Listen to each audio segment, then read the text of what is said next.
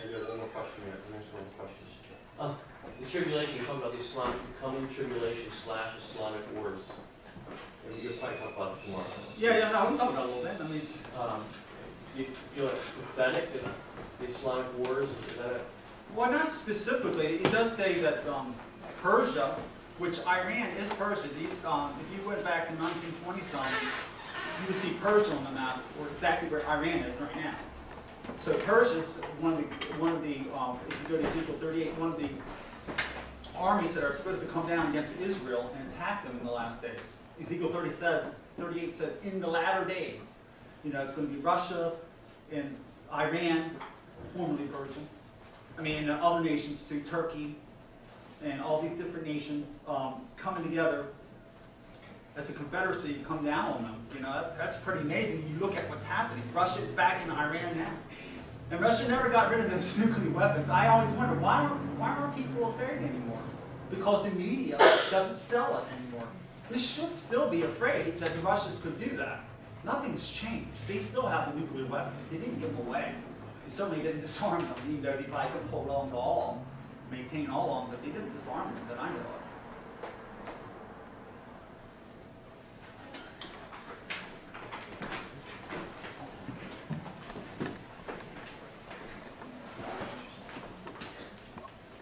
Okay, everybody. Thank you. You're welcome. Thank you.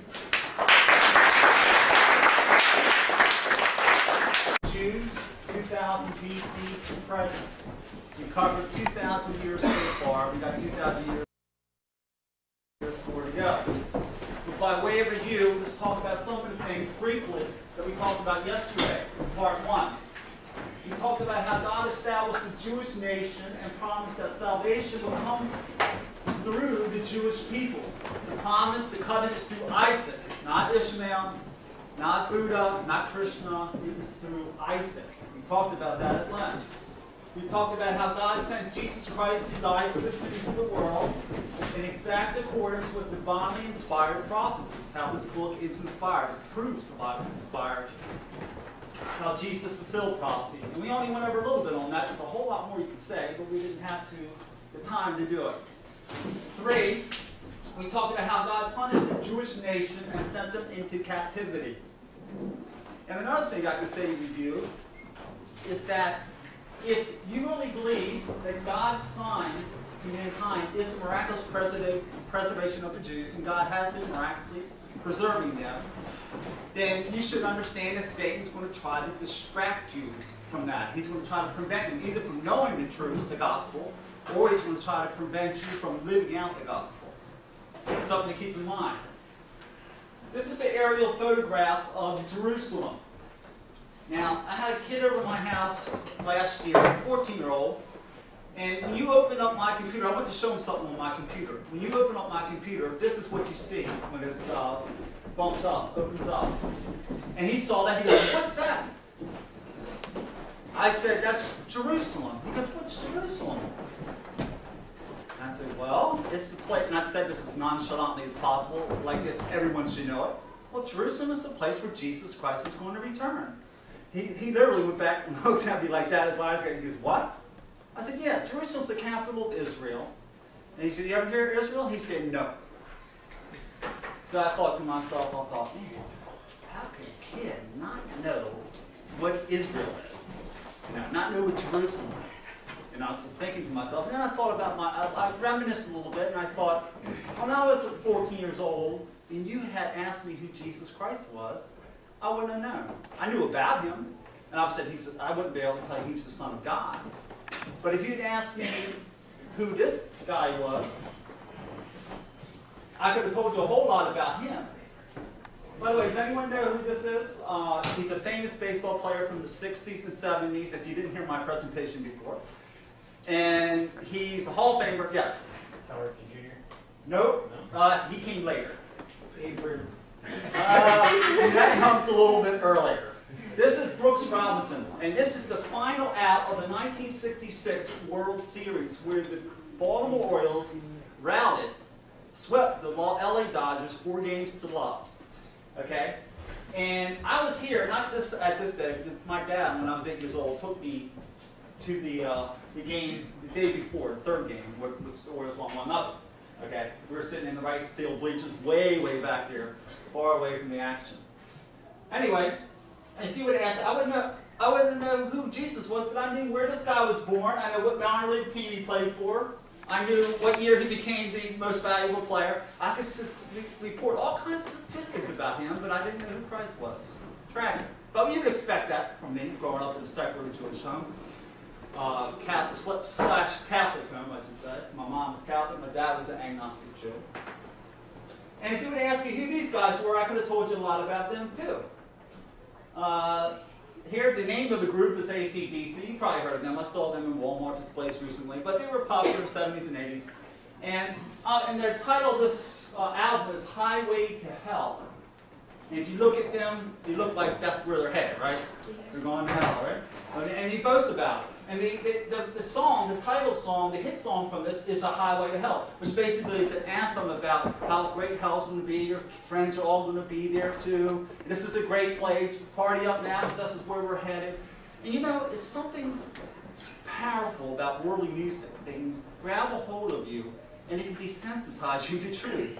I mean, it can take something as fearful as the judgment of hell and trivialize it and make it seem like it's almost okay. No, not so bad a place. Hey, maybe it has a subconscious way of hitting you too. And we got to be careful of these particular things. And we're going to talk about this a little later, because you don't have to be wearing horns heads. The group doesn't have to be wearing horns heads of Satan and holding a pitchfork to be spouting out orderly music. Let's put it that way. We'll talk about that later. All right. Last time we talked about how Jesus, who died for the sins of the world, he died for the sins of AC/DC and all the worldly stuff like that. We talked about how he, in fulfillment of Bible prophecy, died on a cross in the 1st century. Okay? And we talked about how this angered God greatly. And God sent a major judgment, not only because of his anger at what they did to Jesus, but also to prove that Jesus was the only way. That judgment was on the temple. The temple in AD 70 was destroyed by Titus and the Roman legions. Okay, it was God's punishment to the Israelites for rejecting Christ, and also made clear the path. Now there's no confusion, no animal sacrifices to confuse the mind. It's Christ alone. Okay, now there was a lot of persecution of the Jews from here on out. Things got only progressively worse for the Jews. Okay, and we're going to track what happened to them from AD 70 to the present time, and see how God's hand was actually with them during this time as well. Okay, and Moses predicted what would happen to the Jews in Leviticus 26, 27 through 33. After all this, if you do not obey me and walk contrary to me, then I will also walk contrary to you in fury. And even I will chastise you 7 times for your sins. I will scatter you amongst the nations, draw out a sword after you, your land shall be desolate, and your cities waste. Well, we saw in AD 70 destruction of Jerusalem by Titus and Roman legions. 1 million Jews were killed by the Romans. So this was a major shock to them, just like, as I mentioned, DC. If they were to go up in flames right now, the whole place, we'd be shocked. We'd feel insecure. And they had all the more reason to, because they felt their hope of salvation was tied up in the temple in Jerusalem. Well, they eventually recouped themselves, and they tried to rebuild the temple. And, they had all these movements, but it never worked. And then there was a warrior that came along, and about 70 years later, 80 years later, a guy named Bar-Choba, a self-styled son of a star, taken from Numbers. The star should rise out of Jacob.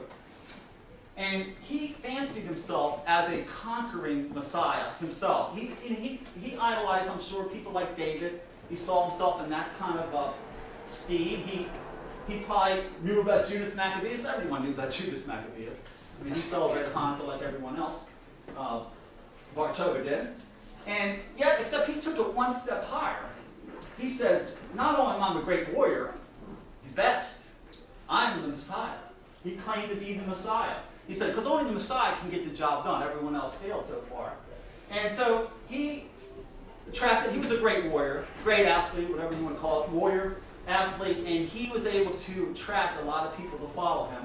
And they eventually moved back to Jerusalem, and he started doing the guerrilla warfare tactics, and he became successful. He proclaimed himself to be the Messiah, Rabbi Akiva, the most famous rabbi of all times practically, proclaimed him to be the Messiah. And Jews esteem Rabbi Akiva, by the way, and I think, why, if he missed it on the Messiah, why would they esteem him so highly today? I don't know, but they do. All right, and he led a successful revolt against the Romans.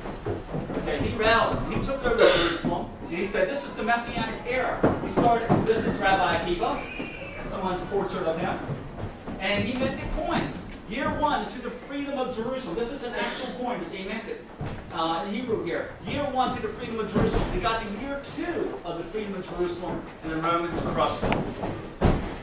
Bar-Chova died in battle. AD 135. And he got scattered again. This time Rome says, this is it. They're not coming back ever again. They plowed up Jerusalem. They made a big mess up. They were barred from ever coming back there again. I think they allowed one pilgrimage a year or something like that. Eventually they did. All right, we're going to move forward 1,000 years. In AD 1095, the entire Jewish community was slaughtered by the Crusaders on the way to the Holy Land. Okay? The Christians start killing Jews. Isn't that interesting? They had crosses on their lapel pins and their backs. And see, the Muslims had taken control of Jerusalem by this time. They owned Jerusalem. And the Muslims, ironically, and the Jews were living peacefully together. And the Christians, which were the Catholic Crusaders, came in obedience to the Pope, and they surrounded synagogues where people were worshiping, locked the doors, burned it down, and were singing hymns as the people were screaming and dying in there. That's how demented. You know, they're different than the Nazis back then. Okay? So they started doing that, and they killed the Muslims also. And this is why Christianity is hated by the Muslims and Jews, and both of them use this as an excuse for some of the things they do. All right, AD 1146, the slaughter of the Second Crusade threatened to exceed the first. In AD 1348 and 49, European Jews flee for their lives after being accused of starting the bubonic plague. And of course, the ultimate persecution of the Jews, the Holocaust, 6 million Jews died. Now, here's the architect of the Holocaust, Adolf Hitler, one of the most demented, evil men ever to live. He came this close, and we're going to talk about how he came this close to world conquest, taking over the world. He came this close. It's amazing how God prevented that. I think God was giving us one final warning, because the next time I think it's going to be Antichrist who does what he almost did. One final warning, one more chance, mankind. I'm going to let you get this close, but I'm going to give you a break. Well, here's what he's like. This is called Hitler's Portrait of the Antichrist. There's 3 ways in which Hitler was very similar, did things very similar to what the Antichrist was going to do. Okay? First of all, the Antichrist, according to the scriptures, the real Antichrist to come in the tribulation period, is going to be an object of worship, undoubtedly. 2 Thessalonians 2:4. He exalts himself above all that's called God, or that is worship, so that he is as God. The Antichrist is going to be a great military power. And they worship the beast, saying, who is like the beast? Who is able to make war against them? He's in a class by himself, militarily. 3, he hates the Jews, the hallmark of the Antichrist and Hitler's campaign and rhetoric. All right, oh boy, these aren't good pictures, but this is a picture of Nuremberg Rally. Okay, 500,000 Germans, which would be equivalent proportionally in our day to 30-40 million Americans coming to D.C. for a rally. They would come to these Nuremberg rallies to see Hitler speak. And there'd be masses of these people. A lot of his sworn enemies would come to the rallies just to check him out and spy on him. This is in the 30s, before the war, okay? Leading up to the war. Spy on him, only to come away convinced that he was the man that could save Germany. This man has satanic powers in his speech and persuasion. There's a spirit that went over the crowd as waves of humanity. Listen to this man speak from the pulpit.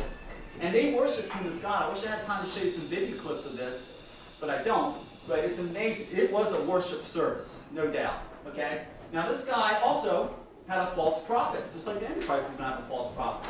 Heinrich Himmler. He was the man that was going to establish a new religion once Hitler took over the world. A one-world religion. Okay? This guy was evil. Here he is with his daughter, taking his daughter to visit a concentration camp. Not exactly training up a child in the way it should go. Okay? These guys are deceived. Okay, and this is a book you might want to read sometime. It's a revealing story of how the cross of Christ was used as a symbol of the